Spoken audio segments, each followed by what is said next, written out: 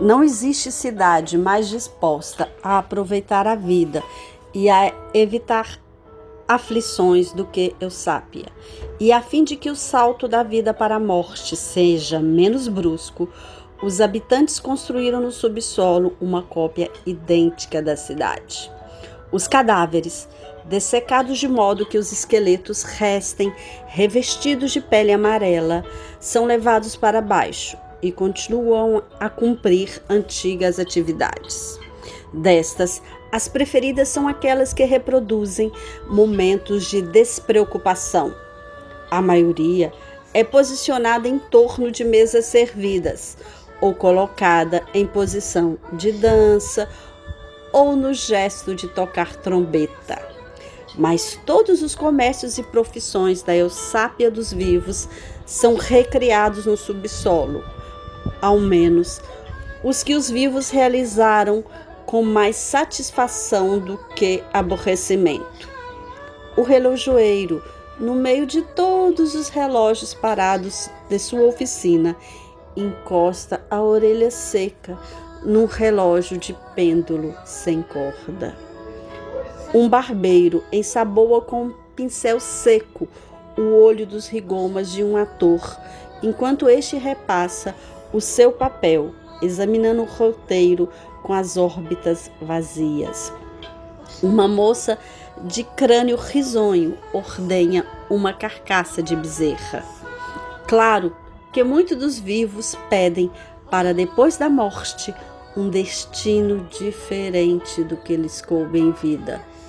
A necrópole é apilhada de caçadores de leões, meio-sopranos, banqueiros, violinistas, duquesas, concubinas, generais, em número maior do que jamais contou a cidade vivente.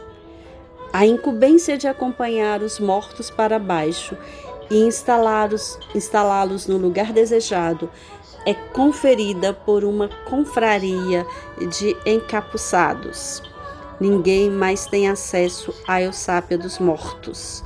E tudo o que se sabe de lá de baixo, sabe-se por intermédio deles.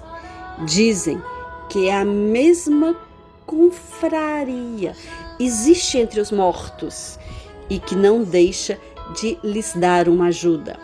Após a morte, os encapuçados continuarão com o mesmo ofício também na outra Eusápia. Fazem crer que alguns deles já morreram e continuam a ir de cima para baixo.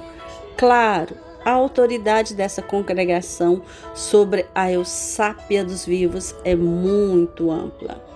Dizem que cada vez que descem, encontram alguma mudança na Eusápia de baixo. Os mortos apresentam inovações em suas cidades, não muitas, mas certamente o fruto de uma reflexão ponderada, não de caprichos passageiros. De um ano para o outro, dizem, não se reconhece a Eusápia dos mortos.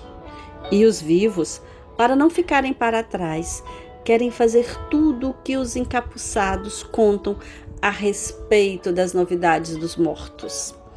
Assim, a Eusápia dos vivos começou a copiar a sua cópia subterrânea. Dizem que não é só agora que isso ocorre. Na realidade, foram os mortos que construíram a Eusápia de cima, semelhante à sua cidade.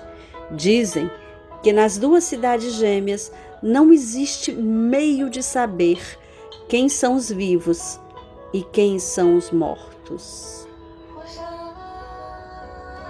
Fragmento do livro As Cidades Invisíveis, de Ítalo Calvino.